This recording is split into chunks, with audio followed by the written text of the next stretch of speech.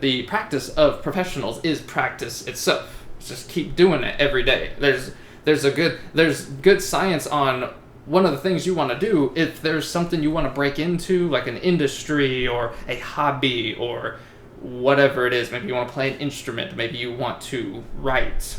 I don't know what you want to do. Maybe you want to have a different industry for your career because you don't like your certain one. Well, every day you should do some stuff in it. That counts as part of this practice. Do some learning, do some mentorships, watch some podcasts, read some books, right? Research the stuff, take courses, all right? And that will do what? It helps shave some time off of that, man. All right, so welcome back to another video, everyone. Today's topic is what I like to call the practice of professionals. Okay, so let's jump right into this one. What does this mean, the practice of professionals? Well, the practice of professionals is actually this right here. It's actually in the title. Now, a practice can be something like a method or a script or like a certain way that you do things that you repeat over and over, right? That's how we think about practice, is that repetition. We repeat it over and over. We put it in different situations and scenarios so that we can get different angles and different experience working with whatever it is we're trying to do, right? So let's say, I don't know, you play tennis or something, right? You practice on different courts. It's not always the same one. You practice with different opponents, different people. Sometimes you use that wall thing to where you hit it on the wall and it has the lines on it, right? To where it's like, okay, it was over the net or not. If you're playing by yourself, right? You ever see the people that hit the ball, it bounces back, they hit it again as if it was returned by another player. Some people use the machines that spit balls out at them, right? If they don't have somebody to serve a ball from the other side. There are different methods of practice. Some people, they try left hand, they try right hand, they try backhand, or whatever it is. I'm not a tennis player, but it would make sense to me that tennis players, they don't just practice one thing all the time. Let's say you were a tennis player and all you did was practice your serve. That's all you did, ever. You would probably be, on average, a very poor tennis player. Great at serving, but after they return the ball, would you be able to return it again? Would you have the agility, the footwork, how you move your hips and your shoulders and everything, right? You see what I mean? So when I say the practice of professionals, it's not just running something over and over, right? It's also like doing different scenarios. So it's like, okay, this time you can only use your left hand or only your right hand, or this time you're going to have to play against a person that has these strengths rather than your friend that you've kind of learned their style.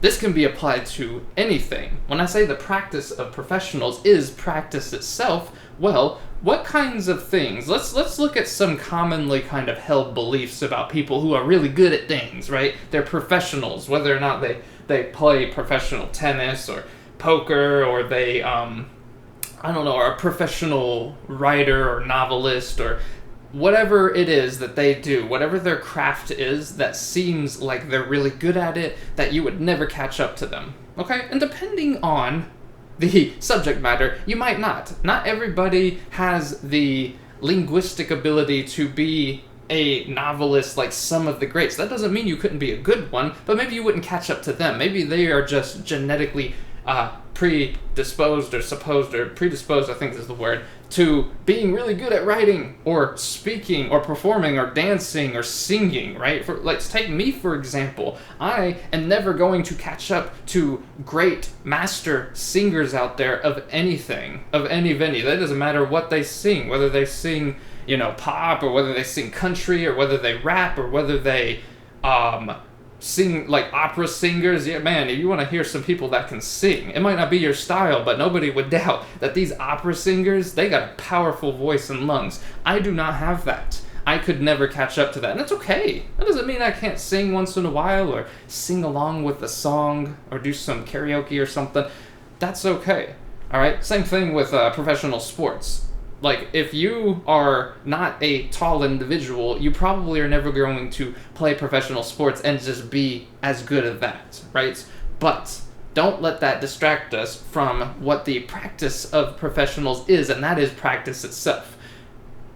almost bar none. I would say bar none. There is no such thing as a person who is just a prodigy who never had to do the thing they're doing, even if they have an affinity for it, even if they are genetically presupposed to being. I'm messing that word up. Okay, I guess I'm a little sleepy right now. I'm messing. Words is usually my thing. That's why I do this sort of thing. Spelling isn't, by the way. I don't know why. For some reason, I'm not good at spelling. I'll probably know that already. But communicating is one of my stronger suits. All right. And I do that better than some people, than a lot of people. There are some people that are way better than me. That's okay. The practice of professionals, though, is that you do it no matter how good you are. Let's say that I was in a room with 100 people and I was the best speaker in there. All right? And these 100 people are the only people I'm going to see for the next year or two when it comes to speaking. That doesn't mean that I'm never going to get up on stage anymore or never going to present in front of people. Okay, I would not have the hubris, I guess you could say, to think that, hey man, I just never need any practice, right? I don't ever have to go to practice, or like imagine like if a basketball player did that, they're like, yeah man, I'm so good because in a group of 100 people, 1,000 people, even 10,000 people, I'm the best basketball player every time, every single time. It's me. So therefore, I don't have to practice. Wrong. That doesn't ever enter somebody's mind. Okay, like if those are the people that you're gonna see for the rest of your life and you're never gonna see anyone else, maybe. But the thing is, when you're good at something, there's usually also a love of it built in, so you want to practice. It's not like a pain. You see, if somebody were to give me singing lessons, it would be painful for me to do that. It would be like me taking advanced calculus. I don't have much interest in that, so learning it would be kind of a chore. But if it's something I have interest in, same thing for you, not so much. So part of the practice of professionals is you also want to practice something that you have interest in. Now I have videos on here about why you want to follow your passion. You don't want to follow it blindly. Let's say your passion is singing and you're just not good at it. There are other things in the music department or whatever that you probably could do or get involved in and really rock that industry, even though you're not the one rocking, so to speak. You see what I mean? So the idea is to find things that you're passionate about, but align your skills with them. All right? And the practice of professionals, when I say that, it's like, okay, if you're out here and you're a person who has some momentum in something, you have some God-given gifts or something, and people say, man, you are just naturally talented and gifted at this, and you also like the thing, you're like, yeah, I like playing tennis or something. You still have to practice. Repetition is part of mastery. In fact, there is such a book, right, on mastery that was written by Robert Greene, and he talks about it's like, I don't know, I forgot how many numbers. It's like the 33 laws of mastery or something like that. It's one of those. He has the 48 laws of power, and then the laws of this and the laws of human nature, and I think it's the 33 laws of mastery. If not, it's just called mastery. You'll find it if you search him and that word. Anyways, so basically in this book he talks about even people who seem fantastic and just seem like otherworldly talented at something still have to practice. And in fact, practice is the way they got there. See, this is where I was going at the opening of this talk, was that we have this idea in our head because our brain is full of these biases that are shortcuts to making decisions and beliefs to save you energy. Right? I talk about those a lot. We're not necessarily covering all that here, but because it has those biases and those tendencies to give you shortcuts to understanding something, we think what? We see somebody who's good at singing, and we were like, man, so what happened? They just decided to sing one day, and they, I don't know, were signed with a company or an agent, or someone just discovered them because, hey, they just decided to go out one day and try it, or they recorded their first song or their first album or something, and it was an amazing first hit.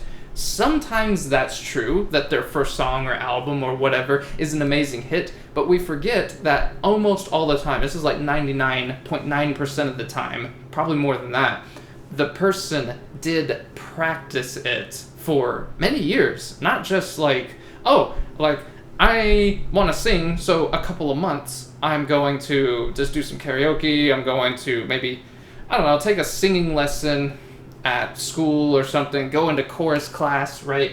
And then I'll sing in front of people, and they're like, yeah, that wasn't too bad and stuff. And then they're right there, whew, I'm done. Okay, I did everything I need to do. Now I just need to record my song, and then here we go. That is not how that works. Those people have years. A lot of times, about 10 years is what they say. A lot of the science and a lot of the assumptions too. It's not all the science. Say, though, that generally speaking, people that achieve, here, let me just go ahead and write it up here, mastery. I could have wrote the practice of masters, but the practice of professionals has that alliteration in there, right? And I like that a little bit. That's the kind of thing that you end up liking when you're, when communicating is like one of your things, and that's one of mine, so I like having the alliteration of the practice of professionals, the two p sounds, right? So mastery, though, happens through repetition and practice and just becoming acquainted with a art, with a style, with a lifestyle, with a profession, just with anything over what? Over a long period of time. It's usually about 10 years is what they say. Mastery equals 10 years. Okay? And maybe more. I would say 10 plus years. People who are true masters at things have been doing it 30 years.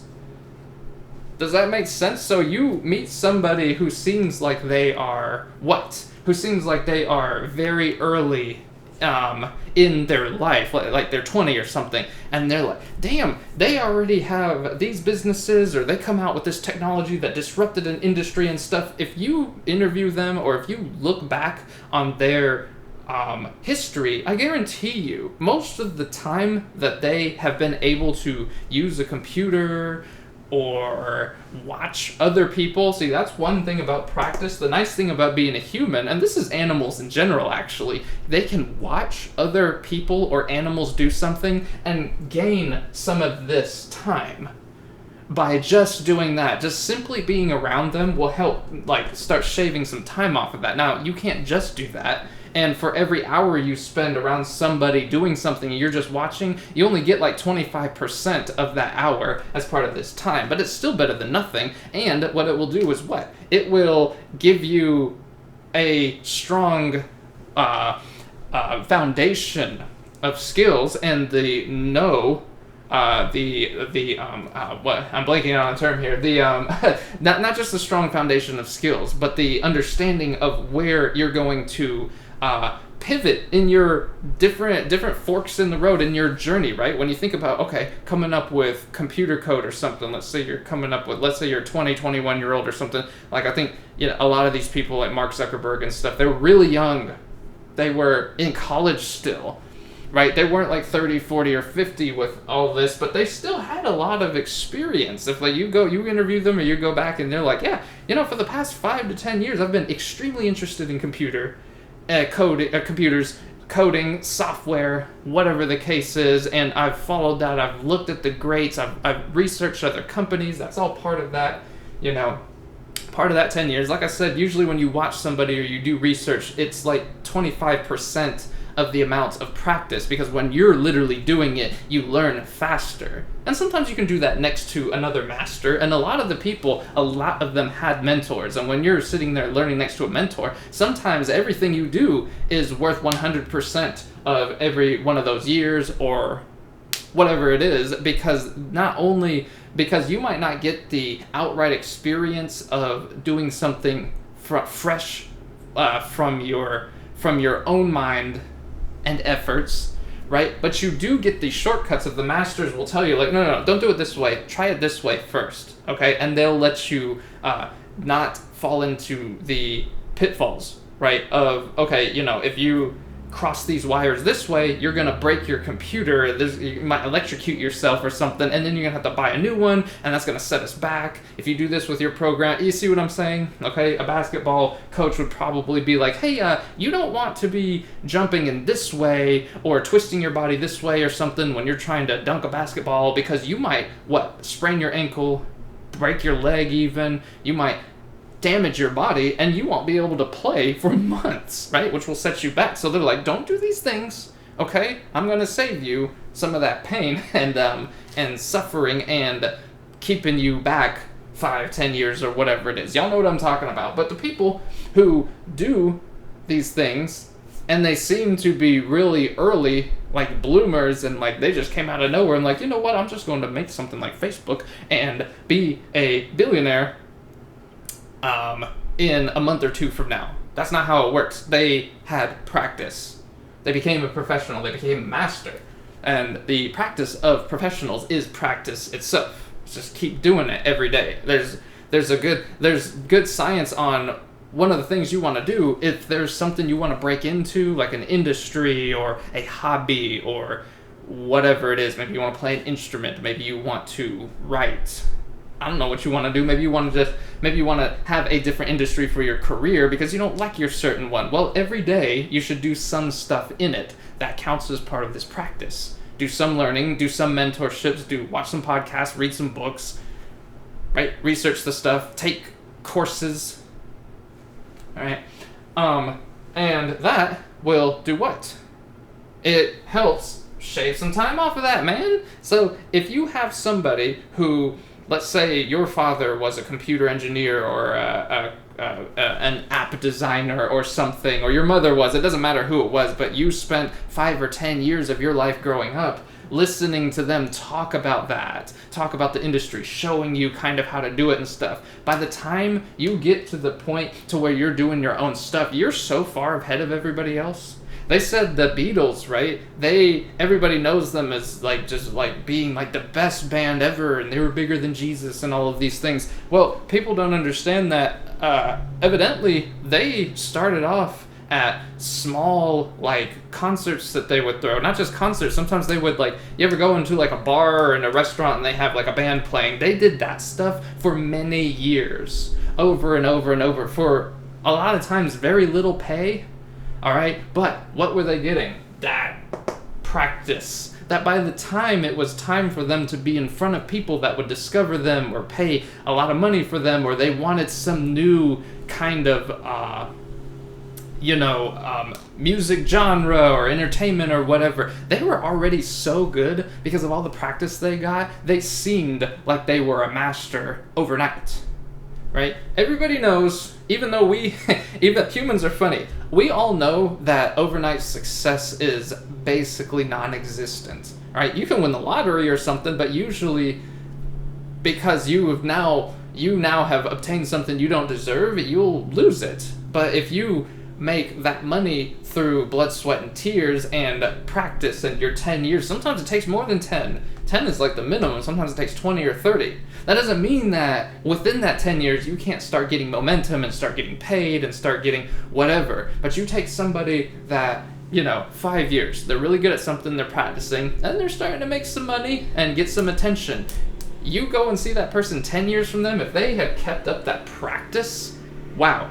Look at everything that they are able to accomplish and things that people know about them.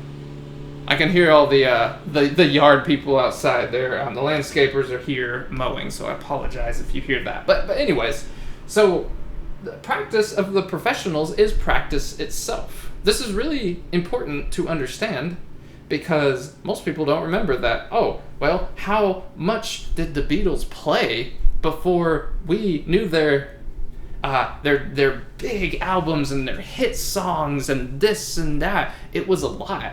It was years and years and years. And same thing with people who, like somebody like Bill Gates, for example. It seems like, okay, the man was pretty young, okay, by most standards, to have become one of the wealthiest men who ever lived. And sometimes is the richest man in the world, or in several years he has been, and people think that, oh yeah, you know why? Because he just put together Microsoft and Windows just really quickly. He just came up with it, and it was out one day, and we just all heard about it. That's media bias for you, by the way. Media bias, basically, it tells you that good story of like, ooh, you know, it could happen to you. You know, you never know when you have that idea, and then tomorrow you're a millionaire or a billionaire like Bill Gates, right? When it doesn't happen that way. He, if you read his story, had he had some help. Yes, it's not like he wasn't poor and stuff, but he did go to a good high school that was one of the only ones, I believe, in the area that actually had a computer there, or a computer like a program. Now we have them everywhere. Could you imagine going to a high school or a college or anything like that didn't have a computer program of some kind? Not a pro like a computer class or club, or like a whole computer, you know, they have departments now. This is the College of Computer Science or whatever, that kind of thing.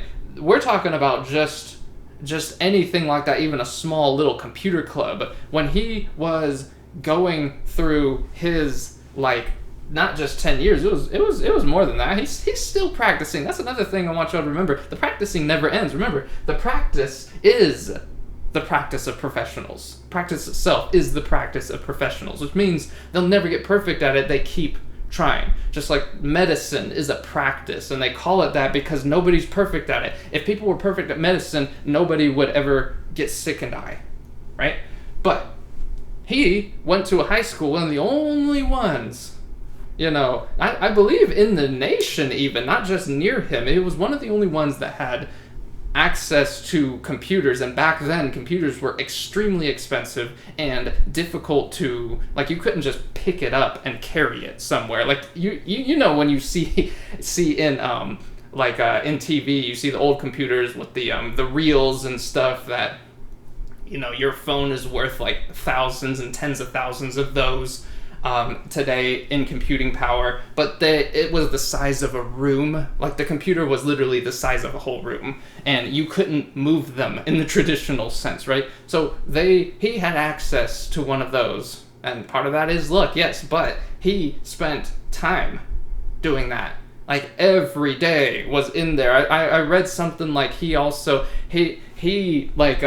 adjusted because you could only rent it out for so long because it was such a limited commodity, and there was only just one of them or whatever. He could only be there an hour or two a day or a week or whatever the case was, and so like he kind of bent the rules and used a different name so that he could get in there even more and more and more, and for years did that, and then went to a college that was right? Where did he go to college, right? They had one of the only, even more tech. The point of the matter is that he followed it, and over years and years and years, practice and practice and practice and practice before anybody knew who he was, and before he was making much money in relative to what he is now with what he's doing, right? And people are like, oh, I want to be Bill Gates, and I want to, yeah, well, you had to have started in high school with this passion and had all of these late nights working hours and hours.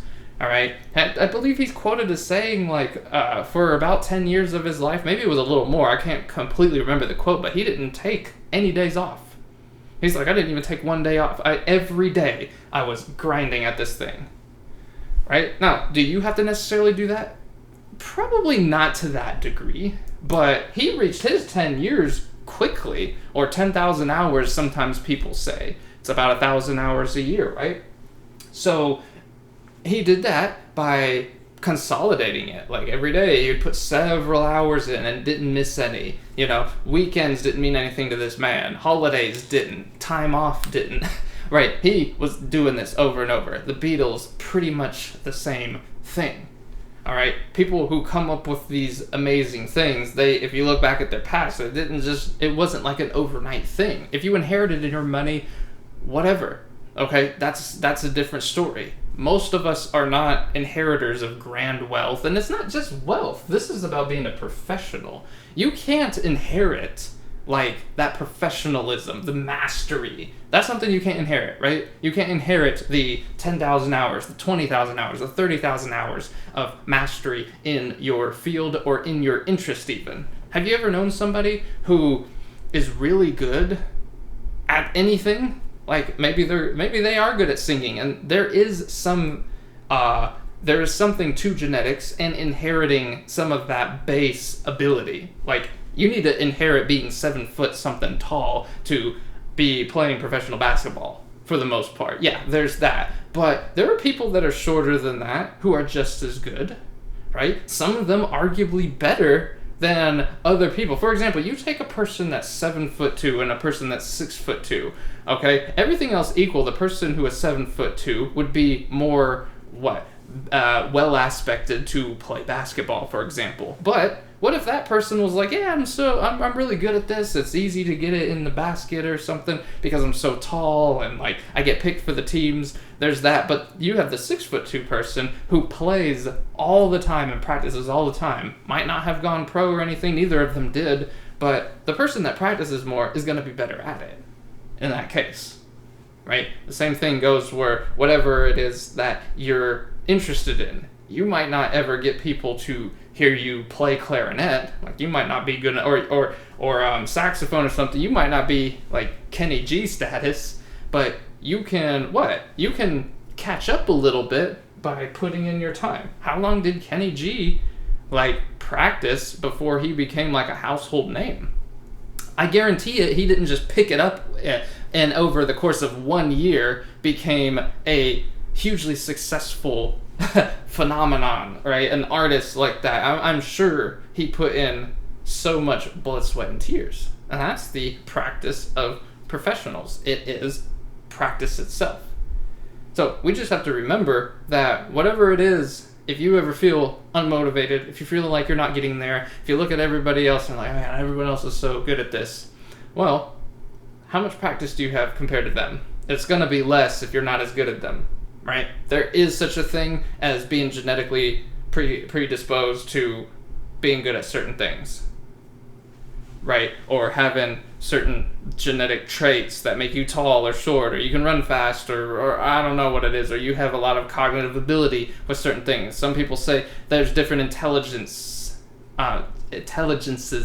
right? So some people are very physically intelligent, right? They understand their body and they have a mind-body connection that's very powerful. And they can do sports, they can do gymnastics, they can run, they can dance really well, that's another one, or any of those things. And they just genetically, they have momentum in it already. Even a person like that is not worth this, not the 10 years. You just don't get born with mastery in something. You can have momentum, you can have the genetics that are aligned with it, right? But even those people have to do like 10 years, even if they're like 18 years old and they seem like they, right?